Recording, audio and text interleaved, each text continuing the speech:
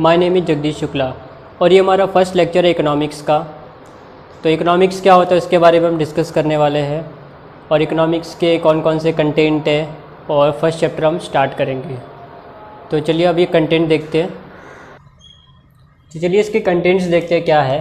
तो पहला इकोनॉमिक्स क्या होता है उसके बारे में हम पढ़ने वाले हैं, इंट्रोडक्शन है और कुछ बेसिक कॉन्सेप्ट्स है कि इकोनॉमिक्स कौन से कैसे डिराइव हुआ, उसका मीनिंग अलग अलग लोगों ने उसको कैसे डिफ़ाइन किया हुआ है और कौन कौन से टर्म्स है जो यूज़ होंगे। फिर सेकंड लेसन पढ़ने वाले मनी के ऊपर कि मनी क्या होता है, मनी कैसे ओरिजिन हुआ, कैसे मनी को कैसे डील करते हैं उसको, फिर इसकी क्वालिटीज़ क्या है, इसके फंक्शंस क्या है। फिर नेक्स्ट है पार्टीशन वैल्यूज़। ये पूरा मैथमेटिक्स के ऊपर टॉपिक है। इसमें मीन, मोड, मीडियन रहेंगे, क्वार्टाइल्स, डिसाइल्स वगैरह कैलकुलेशंस वाला टॉपिक है। फिर महाराष्ट्र की इकोनॉमी का जो ओवरव्यू रहेगा यहाँ पे फोर्थ लेसन में। फिफ्थ में रूरल डेवलपमेंट के ऊपर है कि इंडिया के रूरल डेवलपमेंट के लिए गवर्नमेंट ने क्या क्या किया, कौन कौन से प्लान्स प्रोग्राम्स बनाए। फिर पॉपुलेशन के ऊपर है, पॉपुलेशंस कैसे कैलकुलेट करते हैं, फिर इंडिया का करंट पॉपुलेशन कितना है, पॉपुलेशन का ट्रेंड कैसा है, कब बढ़ा कब कम हुआ उसके बारे में। फिर अनएम्प्लॉयमेंट के ऊपर पढ़ने वाले हैं, अनएम्प्लॉयमेंट क्या होता है, अनएम्प्लॉयमेंट का मीनिंग है, अनएम्प्लॉयमेंट को दूर करने के लिए गवर्नमेंट ने कौन कौन से प्रोग्राम्स बनाए, फिर कॉजेज़ के अनएम्प्लॉयमेंट के, उसके प्रॉब्लम्स वगैरह देखने वाले हैं। फिर एथ सेम पॉवर्टी के ऊपर भी वही, पॉवर्टी का मीनिंग क्या होता है, कॉजेज़ क्या है, इसको इरेडिकेशन के लिए गवर्नमेंट ने क्या क्या किया। फिर हम लोग एलपीजी पढ़ने वाले, economic policy of the government since 1991। LPG policy, LPG मतलब लिबरलाइजेशन, प्राइवेटाइजेशन एंड ग्लोबलाइजेशन, उसकी पॉलिसी के ऊपर। फिर इकोनॉमिक प्लानिंग के ऊपर पढ़ने वाले। गवर्नमेंट हर साल हर 5 ईयर्स में इकोनॉमिक प्लानिंग करती है। तो 1951 से स्टार्ट हुआ था तो टिल नाउ गवर्नमेंट ने कौन कौन सी प्लानिंग की, वो प्लानिंग कितना सक्सेस हुआ, कितना फेल हुआ, हर एक प्लानिंग के उनके ऑब्जेक्टिव क्या थे, वो यहाँ पे पढ़ने वाले हैं। फिर ग्लोसरी दिया हुआ, मीनिंग दिया हुआ टर्म्स के चैप्टर के। तो चलिए लेसन नंबर 1 से स्टार्ट करते हैं। तो चलिए स्टार्ट करते हैं इकोनॉमिक्स। तो इकोनॉमिक्स आपको पता होगा कि एक सोशल साइंस का पार्ट है। तो साइंस 2 तरह की होती है, एक नेचुरल साइंस होती है और एक सोशल साइंस होती है। तो दोनों में फ़र्क क्या होता है वो देखते हैं। नेचुरल साइंस वो साइंस जो आपने स्कूल में पढ़ा है, जो साइंस सब्जेक्ट था आपका, साइंस 1 साइंस 2, जो केमिस्ट्री था आपका, जो फिज़िक्स था, तो वो साइंस 1 या नेचुरल साइंस का पार्ट है। उसके लॉज यूनिवर्सल ट्रू होते हैं, मतलब वो कभी भी किसी भी टाइम या किसी भी स्पेस में अप्लाई कर लो, कहीं भी अप्लाई कर लो, दे आर यूनिवर्सली ट्रू। उसको लेबोरेटरी में हम प्रूव कर सकते हैं, ऑब्जर्वेशन के थ्रू चेक कर सकते हैं, वो ऑलवेज आपको एग्जैक्ट रिजल्ट देंगे, करेक्ट रिजल्ट देंगे, सेम रिजल्ट देंगे। बट जो सोशल साइंस होता है ना, उसके जो रिजल्ट होते हैं वो एग्जैक्ट नहीं होते, वो ऑलवेज ट्रू नहीं होते, वो ऑलवेज सेम नहीं होंगे, वो क्या होंगे, डिफ़र होंगे। क्यों? क्योंकि ये ह्यूमन की बात करता है। सोशल साइंस किसकी बात करता है? ह्यूमन बीइंग की बात करता है, ह्यूमन सोसाइटी की बात करता है। तो उनका जो बिहेवियर है, जो उनके जो रहने का उनका जो है अंदाज है, वो पूरा डिफ़र होता है, हर बार चेंज होता रहता है। तो इसकी वजह से जो सोशल साइंस है ना, वो हमेशा ऑलवेज एग्जैक्ट रिजल्ट नहीं देता। उसको हम लेबोरेटरी में चेक नहीं कर सकते, उसको ऑब्जर्वेशन के थ्रू पता नहीं कर सकते। तो अभी इन दोनों में फ़र्क क्या होता है वो देखते हैं। तो जो साइंस का मतलब पहले क्या हो गया कि साइंस का मतलब एक systematic body of knowledge. Science मतलब नॉलेज होता है बेसिकली। तो हर एक सब्जेक्ट अपने आप में साइंस है। इकोनॉमिक्स भी एक साइंस ही है। क्यों? क्योंकि इसमें भी कुछ रूल्स है, भले ही वो यूनिवर्सली एप्लीकेबल नहीं है, लेकिन कुछ अजम्पशंस डेवलप किए है इकोनॉमिस्ट ने और उसके ऊपर बेस्ड है ये। तो इकोनॉमिक्स जो वर्ड है वो डिराइव हुआ है ग्रीक वर्ड से, ओइकोनॉमिया। इसका मतलब होता है हाउस होल्ड। यहाँ पे आप देख सकते हैं। तो जो इकोनॉमिक्स वर्ड है ना, वो आपका ग्रीक वर्ड से डिराइव हुआ है, ओइकोनॉमिया। उसका मतलब क्या होता है? Management of the house hold. मतलब कैसे अपने हाउस होल्ड को मैनेज करना है, अपने घर को मैनेज करना है, मतलब उसको संभालना है। तो बेसिकली इकोनॉमिक्स का मतलब क्या होता है? जो भी हमारी जो मीन्स है ना, मीन्स मतलब रिसोर्सेज, उनको हम कैसे यूज़ करके हमारी वांट्स को सेटिस्फाई करें। क्योंकि प्रॉब्लम क्या है, हमारे जो रिसोर्सेज है ना वो लिमिटेड है। अभी इकोनॉमिक्स का मैं मीनिंग समझा रहा हूँ आपको। हमारे जो रिसोर्सेज है ना वो क्या है, लिमिटेड है। हमारे मीन्स क्या है, लिमिटेड है। बट हमारे एंड्स मतलब वांट्स क्या है, अनलिमिटेड। तो उन लिमिटेड मीन्स को यूज़ करके कैसे हम अपनी मोस्ट ऑफ अनलिमिटेड वांट्स को सेटिस्फाई कर सकते हैं।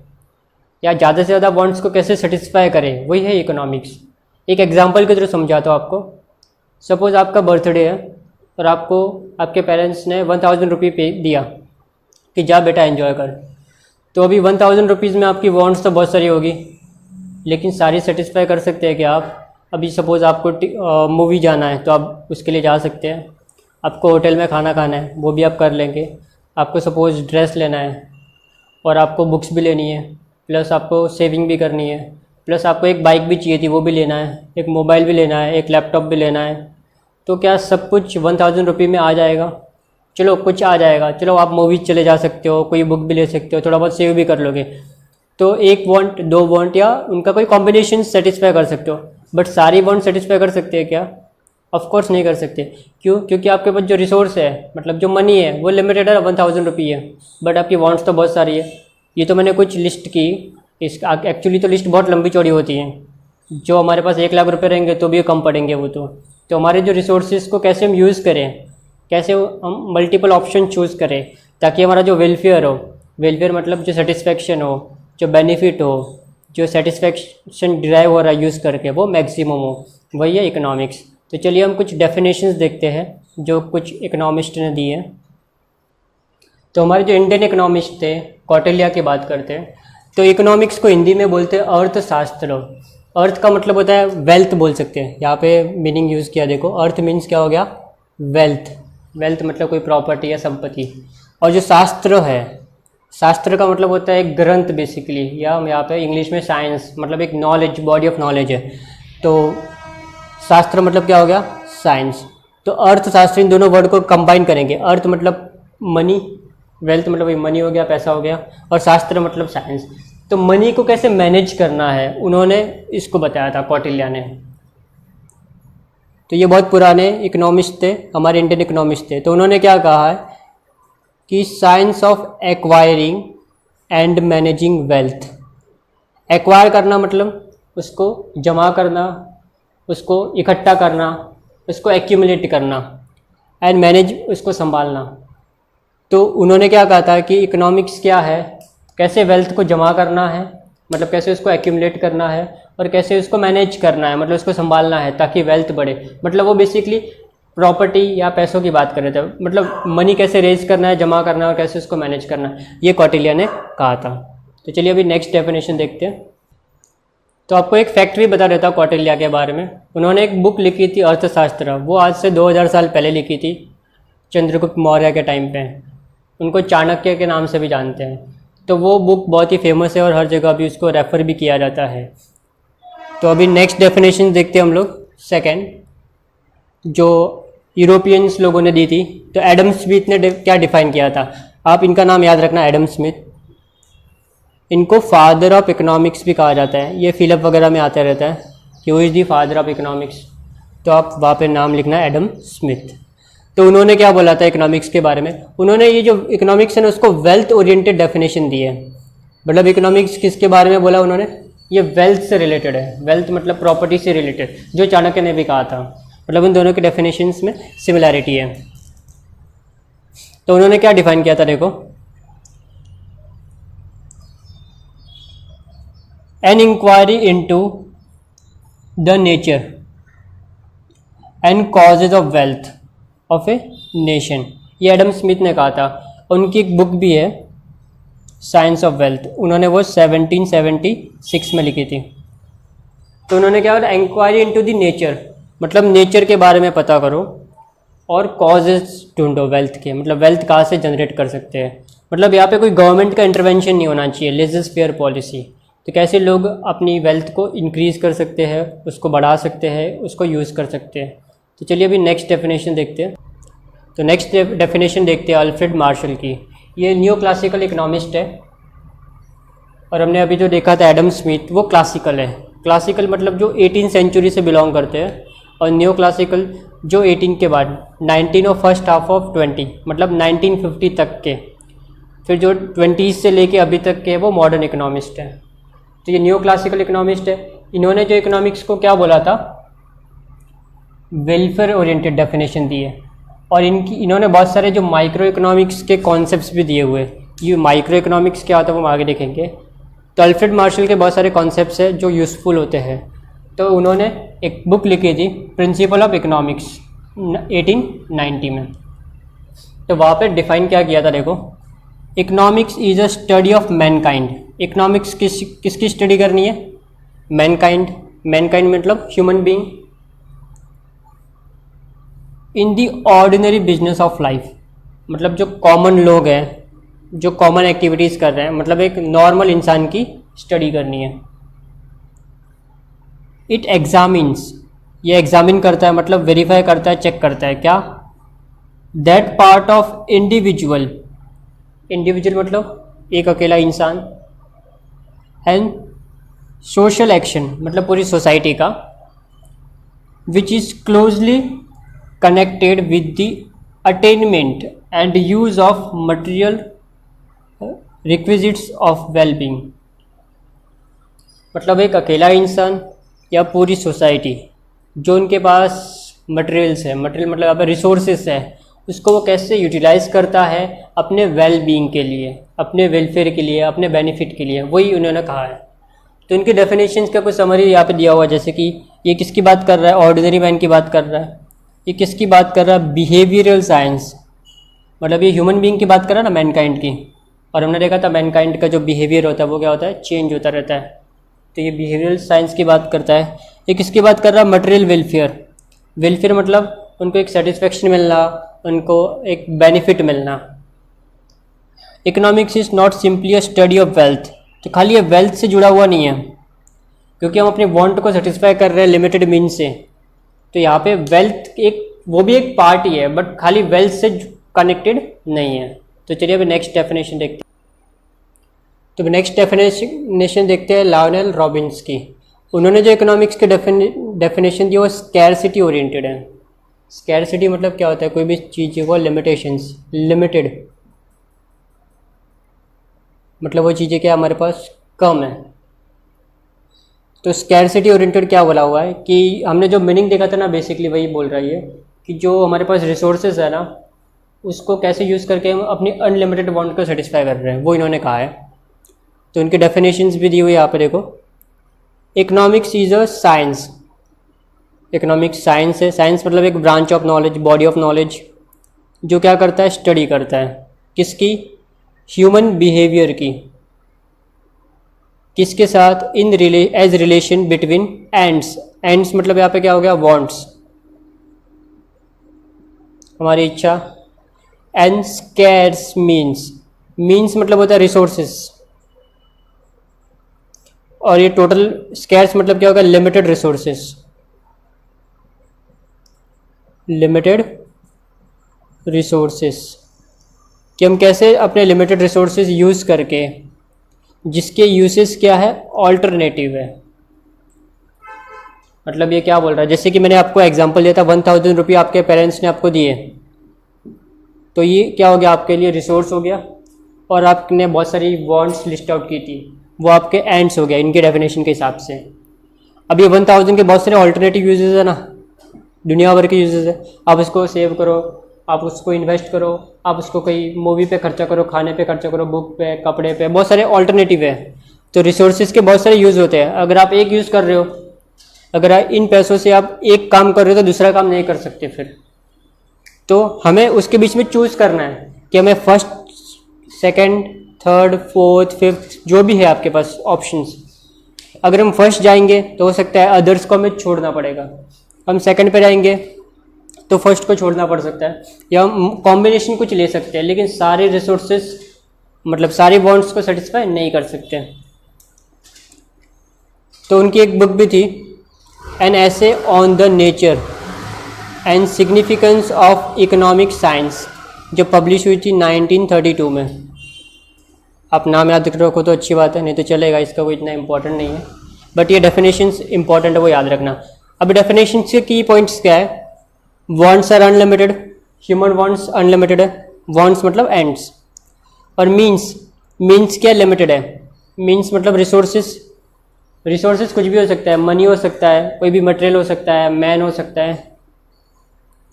Wants are gradable on the basis of priority. अभी वांट्स जैसे कि यहाँ पे मैंने 6 लिस्ट आउट किए हैं सपोज, तो अभी हमें डिसाइड करना है कि प्रायोरिटी किसको देनी है, इम्पोर्टेंट कौन सी है। जब भी एक इंसान भी सैलरी कमाता है ना तो वो अपने खर्चे डिसाइड करता है। अभी सपोज़ कोई 15,000 कमा रहा है तो वो देखेगा सबसे पहले जो इम्पोर्टेंट खर्चे वो इसमें से निकालेगा, जो हाउस का रेंट हो गया, फिर अपना राशन का बिल हो गया, इलेक्ट्रिसिटी हो गया, फिर जो कम्युनिकेशन मोबाइल का खर्चा हो गया। उसके बाद कुछ बचा तो फिर वो दूसरे खर्चे करेगा, मतलब वो कहीं पे घूमने जाएगा, हो सकता है मूवी पे जा सकता है, होटल में खाने जा सकता है। बट जब तक उसकी जो बेसिक नीड्स है, मतलब फूड, शेल्टर, क्लोथिंग, हेल्थ और एजुकेशन, वो सब सेटिस्फाई नहीं होती तब तक वो दूसरे खर्चे नहीं कर सकता। तो हमें प्रायोरिटी देनी पड़ेगी कि कौन सी मीन्स इम्पॉर्टेंट है, कौन सी ज़रूरतें है जिसको हमें सेटिस्फाई करना है। चलिए आगे देखते हैं। ब्रांचेस ऑफ इकोनॉमिक्स देखते हैं अभी। एक रागनार फ्रिज थे ओस्लो यूनिवर्सिटी के, उन्होंने इकोनॉमिक्स की स्टडी करने के लिए इसकी दो ब्रांचेस बना दी, एक माइक्रो और एक मैक्रो। माइक्रो माइक्रोज वर्ड से आया है और मैक्रो मैक्रोज वर्ड से आया है। माइक्रो का मतलब होता है, आपको माइक्रोस्कोप पता होगा, उससे आप याद रख सकते हो। माइक्रो मतलब जो छोटी चीज़ों को देखने के लिए यूज़ करते हैं माइक्रोस्कोप। तो वैसे ही माइक्रो इकोनॉमिक्स क्या करती है, चीज़ों को ना एकदम स्लाइस करके एकदम छोटे लेवल पे स्टडी करता है, और मैक्रो होल लेवल पे। अभी वो कंपैरिजन कर सकते हैं हम, जैसे कि हम इंडिया की स्टडी कर रहे हैं और एक महाराष्ट्र की स्टडी कर रहे हैं, तो महाराष्ट्र इंडिया के कंपेयर में क्या हो गया, माइक्रो हो गया, और जो इंडिया है वो आपका मैक्रो हो गया। तो इकोनॉमिक को छोटे लेवल पे स्टडी करना वो होता है माइक्रो इकोनॉमिक्स। तो अभी इसमें क्या दिया देखते हैं। तो यहाँ पे देखो एक डेफिनेशन भी दी है केनेथ ई बोल्टन की। Micro economics is the study of a particular firm, मतलब किसी एक बिजनेस की बात कर रहे हैं, इंडिविजुअल की बात करें हमें, एक पर्टिकुलर फर्म की, या पर्टिकुलर हाउस होल्ड, मतलब एक कंज्यूमर हो गया उसकी बात कर रहे हैं। पर्टिकुलर प्राइजेस, एक सामान का प्राइस की बात कर रहे हैं, या एक इंसान के पगार वेजेस की बात कर रहे हैं, या किसी की एक इनकम की बात कर रहे हैं, एक इंडस्ट्री की बात कर रहे हैं। इंडस्ट्री मतलब ग्रुप ऑफ फर्म्स जहाँ पे बहुत सारी कंपनियां मिल गई एक इंडस्ट्री बनती है, जैसे कि बॉलीवुड इंडस्ट्री, तो बहुत सारे प्रोडक्शन हाउस मिला के बॉलीवुड इंडस्ट्री बना। तो हम किसी एक इंडस्ट्री की बात कर रहे हैं, हम किसी एक कमोडिटी की बात कर रहे हैं। तो इंडिविजुअल वर्ड यूज़ किया यहाँ पे, और मतलब ये एग्जांपल्स दिए उसने बेसिकली, मतलब हम यहाँ पे किसी एक पर्टिकुलर थिंग की बात करते हैं, पर्टिकुलर फर्म की बात करते हैं, पर्टिकुलर इंडस्ट्री की बात करते हैं, मतलब हम स्टडी फॉरेस्ट में से ट्री की करते हैं बेसिकली इसमें। फिर इसका अपोजिट होता है मैक्रो। मैक्रो में क्या करेंगे, फिर होल की स्टडी करेंगे, वहाँ पे एग्रीगेट आता है, वहाँ पे हम एग्रीगेट इनकम की स्टडी करेंगे, वहाँ पे हम नेशनल इनकम की स्टडी करेंगे, वहाँ पे जो प्रॉब्लम्स है जो पूरे कंट्री लेवल पे है, पूरे वर्ल्ड लेवल पे उनकी बात करेंगे, वहाँ पे हम एग्रीगेट डिमांड की बात करेंगे, एग्रीगेट इन्वेस्टमेंट की बात करेंगे, वहाँ पे भी प्राइस की बात करेंगे, लेकिन कौन सा प्राइस, जनरल प्राइस, ऐसा प्राइस जो सबके लिए है। वहाँ पे इन्फ्लेशन की बात करेंगे हम। तो चलिए अभी वो देखते हैं आगे। तो माइक्रो इकोनॉमिक्स के कुछ कॉन्सेप्ट्स है वो डिसाइड करते हैं और डिस्कस करते हैं। तो पहला कॉन्सेप्ट है वांट। वांट का मतलब आप लोग जानते हैं हमारी इच्छा, हमने आगे भी देखा था वांट्स क्या है, अनलिमिटेड है। तो उन वांट्स को कैसे सेटिस्फाई करना है, ये वांट्स क्या होती है, ये वांट्स कैसे हर पर्सन टू पर्सन कैसे अलग अलग होती है, उसके बारे में देखेंगे हम लोग। तो वांट का बेसिक मीनिंग क्या हो गया, आपके डिज़ायर हो गई बेसिकली, और कुछ नहीं है।